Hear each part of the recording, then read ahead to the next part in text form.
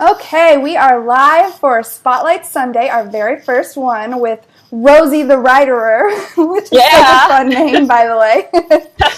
So, we're going to be talking about some awesome copywriting, fun stuff today. So, first things first, let's have Rose introduce herself and just kind of tell us a little bit about her business. Hooray!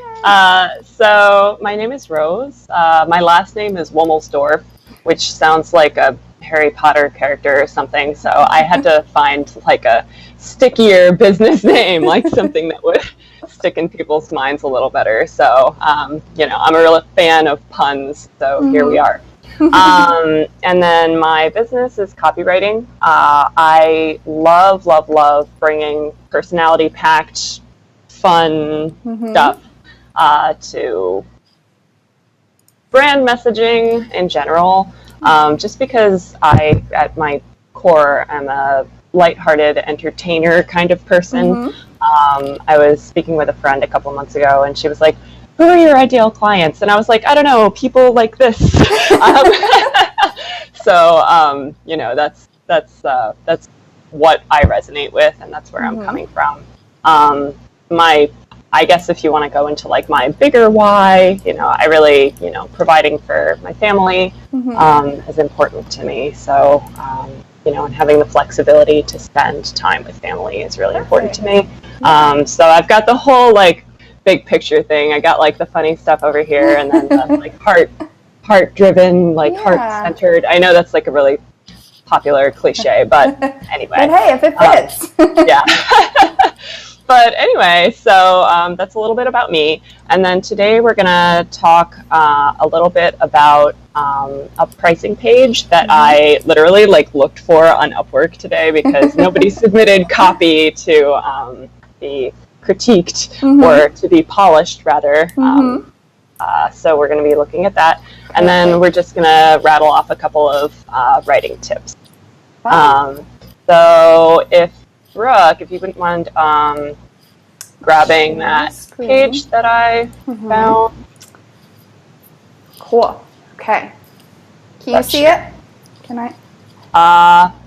I can't see, but I'm gonna just trust that it's happening. If anybody is watching, can somebody comment? It looks like somebody was a second ago, but I see it pulled up on Facebook, so we'll go with it. I know, let me just say this. Sorry to do this video on Father's Day. I totally didn't realize it was Father's Day when I did this. So watch the replay, and if you have questions for myself or Rose, put them in there later. But I think it's there.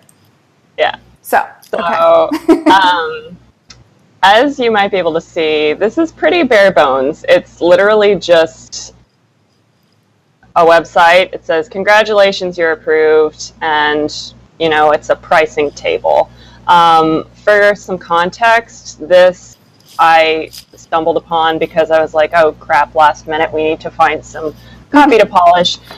So I took to Upwork and I found this listing that was just like, I need help with my pricing page. And that's literally all it said. And I was like, oh, this ought to be good. So,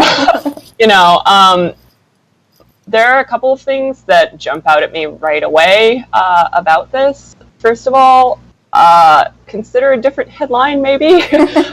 Congratulations, you're approved makes me think of junk mail. And I don't know if that's the association they want to go with there. Probably not. So that might be obvious, but just think about the associations that your headlines can bring to the copy. You want to steer clear of, hey, maybe they are really want to draw in the budget people, but usually that's not the goal.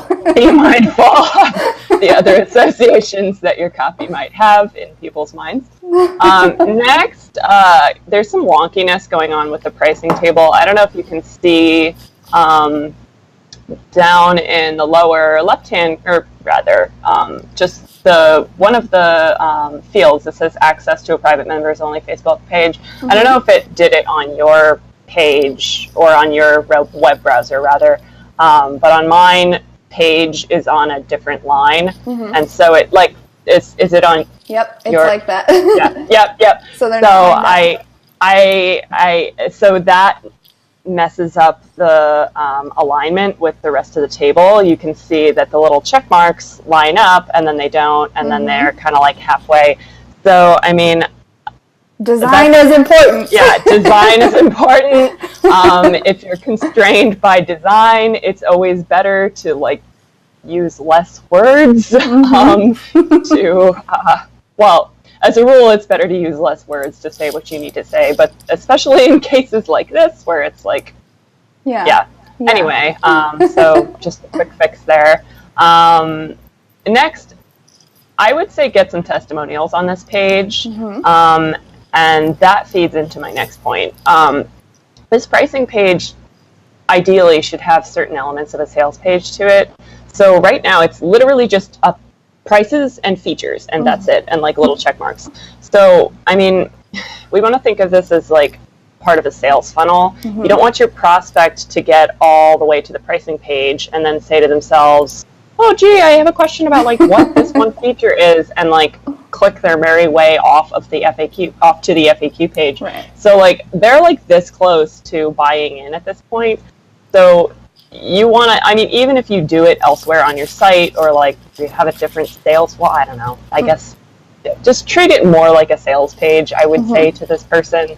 Yeah. You know, make it easy for the prospect to buy in right then and there. Make it like a no-brainer. And it doesn't matter if you've already done this elsewhere on the site. You know, just it's always better to like revisit rather than have your prospect wandering off. Yeah. So yeah, that's like my quick things. I actually submitted it as like a proposal to the client. I was like, hi, Joe. Here are my thoughts. Give me a call if you need more help. Just because I was like, well, I'm already taking notes for this. I might as well help the poor man. Like, good luck. And then next, you know, I just want to go over, like I said, we're just basically recycling this piece that I wrote for a friend who has this copywriting zine. Yeah. And I phrase these as jokes. Like the definitive guide on how to write good. So the first thing is grammar is king, even if it stifles the flow of your piece. You know, it has to be perfect. Obviously, that's not true. I mean, you want your grammar to be right. You want your words to make sense in the order that they're in. But if you have to use sentence fragments or casual language, it's always better that there's a story that comes across and that there's a flow to it rather than it just being like all your ducks in a row. Next, I put, what did I write? Oh, make it relatable. Lots of cliches. People like what they like. I mean, that's obviously you want to make it relatable, but you don't want to repeat the same thing that everybody's heard. Right. So it's important to strike a balance between making things relatable and then also, you know, making things fresh. I used the word heart-centered on myself earlier, but obviously, I mean, if you're going along in your market research and you see heart-centered is on like 70 bajillion other people's pages, you might not want to use that exact same phrase over and over. Maybe use a different one. Yeah. The next tip I was like, oh, use the most words possible. It's just like eating cake. 17 slices is better than one. You know, so that's, I mean, that came into play even here with this guy's pricing page. You don't want your copy to look ungraceful with lots of words, but then also economy is better. Sure. I'm like babbling on here with this live. No, you go. I'm more to the point when I'm writing. But seriously, though, I'm the same way. I can write things so much better than I can say them. Like, I need to think out what I'm going to say before. No, I you're know. good, though. Oh my god, it's like the eternal struggle. It's just so like the opposite of graceful when I'm on any kind of live. No, you're doing awesome. I love it. Oh yay! Hooray! So what was my next little joke point? Oh, I was like, write sporadically because inspiration strikes infrequently. So you're just torturing yourself for no reason. So you want to get into a practice of just writing every day. If you want to be better at writing. Otherwise, you should outsource your copy to me. No, but seriously, if you want to write, just get in the habit of writing regularly, because it's not like you're going to run out of ideas if you write every day. You know what I mean? It's like more will cause the ball to roll down the hill. Next, what did I write? Never show your writing to other people. Getting feedback from other humans, or worse, other writers, is terrifying and unpleasant. So that's obviously a joke. You want to bounce off of your community when you can. Let's see. This was a good one. Edit while writing. Keep your finished product in mind at all times, and edit mercilessly. So you do want to produce a nicely edited piece at the end of it, but you don't want to like self-edit so much that you don't get your message out. And there was another good gem in here. It was like, if you find yourself using words or phrases that are common, take this opportunity to replace them with fancier words to impress the reader. So, like, it's part of my editing lying in this joke article. So, you're going to want to edit at the end, but just make it plain and straightforward. I know I have problems with that a lot of the time. Like, I'll want it to be perfect from the very beginning, so I just like either don't do it at all or procrastinate forever. And like, that's the best way I've learned to do it. And you tell me if this is totally wrong or not. But like, write a shitty first draft is just kind of my go-to thing. Just get it out and then figure it out. There's the person, Jack Fish. She says she like hashtag shitty first drafts on Instagram. That's awesome. So no, totally. Because it can be paralyzing otherwise. And I, as a perfectionist myself, like it can get a little intense. Just let it go. No. So it's better to have a shitty first draft, or a shitty rough draft, or a shitty second draft, or a shitty third draft than like nothing. Because ultimately through iteration is how you grow. It's like you get more clear as you keep going. Yes, exactly.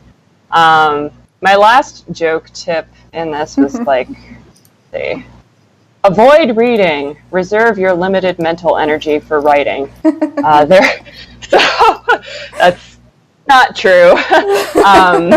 If you're just now watching, these are all joke tips. Yes, if they're all jokes. They're jokes. They're not real. They're for John Buchan's.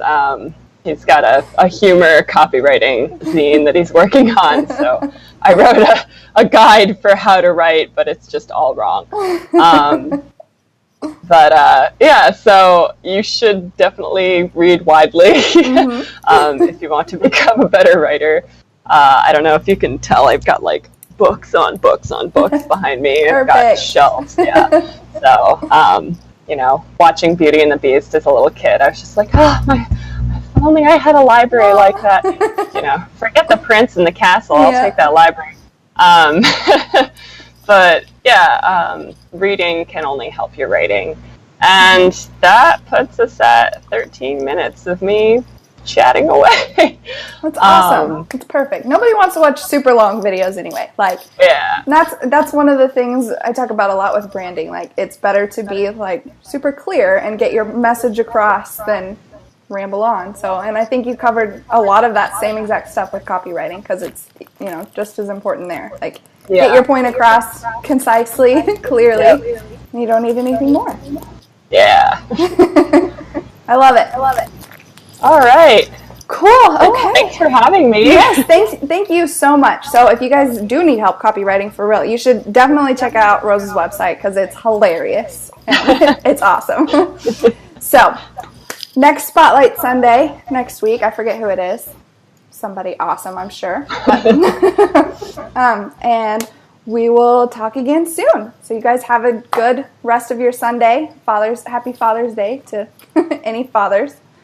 And see you later, Rose. Thank you so much. Bye, Brooke. Bye.